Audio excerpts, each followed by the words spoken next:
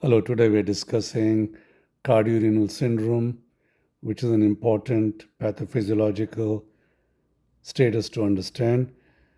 We often see patients that present with congestive heart failure and they also have kidney problems. As we continue to diurese the patients, the serum creatinine rises, and the dilemma is whether to continue diuresis or not. As clinically this was assessed, a new syndrome was defined called cardiorenal syndrome. In the past, we felt that low cardiac output causes decreased kidney perfusion. In reality, now we realize that it's the high central venous pressure leading to renal venous congestion. The difference between systemic arterial pressure and the central venous pressure is the determinant factor of GFR. So, the kidney circuit is a low pressure circuit. 25% of the cardiac output goes through the kidney. Thus, if the venous pressure is high, there's less perfusion and worsening renal function. So, the increased central venous pressure causes backing up of the pressure and increased interstitial pressures, decreasing the filtration capacity of the kidney. Often we follow serum creatinine. Perhaps we need to pay more attention to GFR and biomarkers. Essentially, what happens is the low output, high venous state leads to renal hyperperfusion congestion, which leads to activation of neurohormones, renal angiotensin and aldosterone system, and increased vasopressin formation, and severe sodium and water retention, endothelial dysfunction, inflammatory cytokines, increased preload, afterload, and myocardial fibrosis. So changes in the kidney and changes in the heart go hand in hand. Therefore, depending on the presentation and depending on how the mechanism of underlying problem is, cardiorenal syndrome is classified as acute or chronic. In the acute, it can be secondary to heart failure or secondary to kidney injury. Similarly, the chronic. Therefore, type 1 is acute cardiorenal, primary target is acute heart failure, secondary is kidney injury.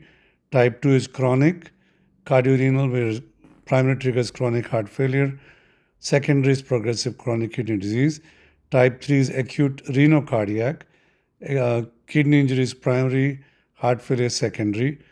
Type 4 is chronic renocardiac, chronic kidney disease with LVH and diastolic dysfunction. Type 5 is secondary, such as to sepsis or amyloidosis with simultaneous kidney and heart injury. Now, in order to assess whether the bump in creatinine really meant anything, biomarkers were assessed, including NGAL, which is a neutrophilic marker in urine, KIM1, and NAG. And these markers show that despite a rise in creatinine, they may not be worsening kidney damage. Therefore, it is kind of important to try and differentiate which patients are having actual kidney injury compared to those where there's just a false rise in creatinine. One way of assessing that is to assess the patient overall. If the congestion status is improving, urine output is brisk, biomarkers are stable, then this is worsening renal function, hemodynamic with a functional creatinine bump. In true structural acute kidney injury, the congestion status worsens, urine output drops, biomarkers worsen, and should reevaluate the hemodynamics and consider inotropes or mechanical circulation. The main treatment is to make the patient euvolemic, and several clinical trials were done. The bottom line is we need to increase the dose of the diuretic. There's no true large randomized trial. However, in general, doubling or increasing the dose to 2.5 times the home dose is effective. Whether you give it in bolus or IV, there was no difference. Therefore, bolus doses are preferred. Oral bioavailability of diuretics is reduced in heart failure. There's a difference in oral bioavailability between furosemide and torsemide, with torsemide being superior. Nonetheless, usually we start with high dose intermittent bolus. Now, initially, we start with loop diuretics and ensure adequate dosing IV. Then we can add a diuretic that works on a different part of the renal tubule, such as thiazide or metalazone.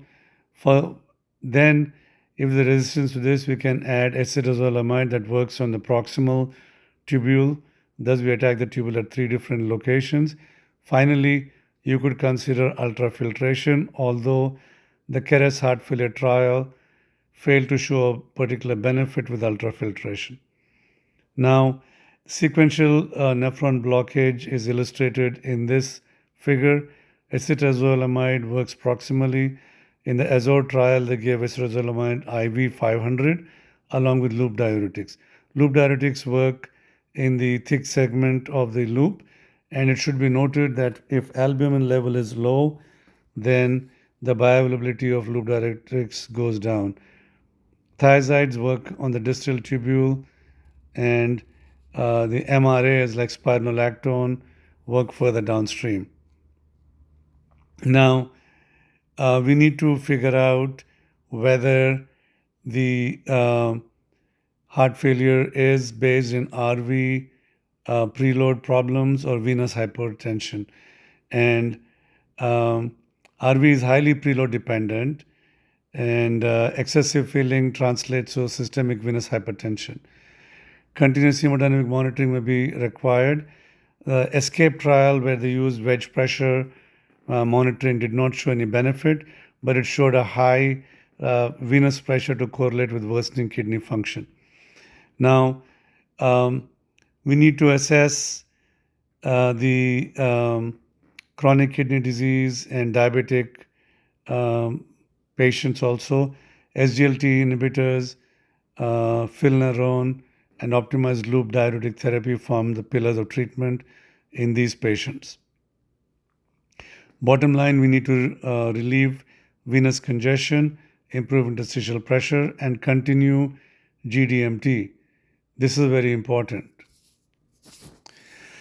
Now, we realize that the modern paradigm of heart failure is increased venous congestion, increased right atrial pressure, decreasing renal efficiency.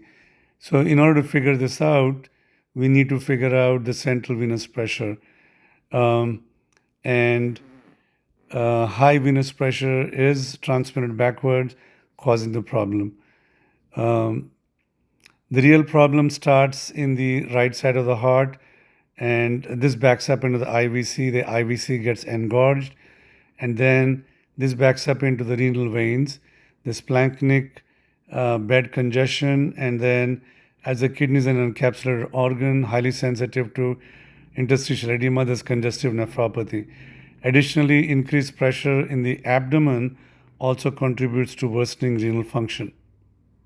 Now, when we do ultrasound assessment, if we just assess collapsibility of the IVC, diagnostic accuracy of RA pressure more than 10 millimeters has an AUC of 0.65, which is better than chance.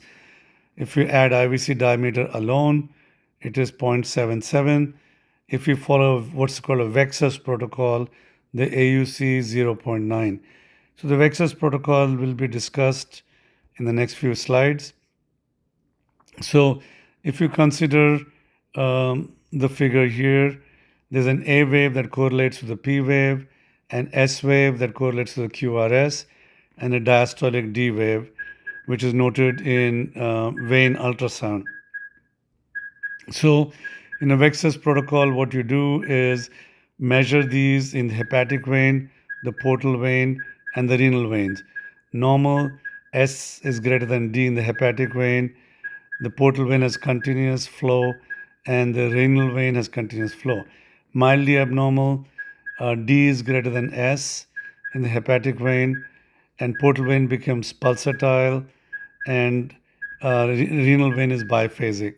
Finally, in advanced hepatic vein, there's S wave reversal, portal vein is highly pulsatile, and the intrarenal vein becomes monophasic. Therefore, you can start clinically by measuring the IVC If the IVC is less than 2 centimeters, it's grade 0. IVC greater than 2 centimeters, then we go on to the next step. And in the next step, we measure the various things we just discussed, and we come up with grade 1, grade 2, or grade 3. And as we follow these focus findings, we can look for improvement. Here is an example patient. On admission, they have a Vexus grade 3, you initiate aggressive diuresis. Along day 3, there's a bump in creatinine, but because the Vexus scale is improving, you continue diuresis. At the time of discharge, the Vexus is grade 0. Therefore, using a non-invasive measure, POCUS, bedside measurement, you can actually document patient improvement, and you can figure out which patients are getting worse compared to patients getting better. For the patients getting worse, you may have to consider inotropic therapy. Here's an example workflow. Stage 1, at step 1, you screen, assess the IVC diameter, and if it's less than 2 centimeters, then it's not a congestive pathophysiology. Next, if IVC is more than 2 centimeters, perform the full Vexus protocol, document the baseline grade. Next, use diuretics, vasodilators, or if needed, ultrafiltration or dobutamine, and then continue to follow the Vexus. If the creatinine bumps but Vexus is improving, continue diuresis, do not stop. That is the end of this presentation. Thank you for listening. More to follow.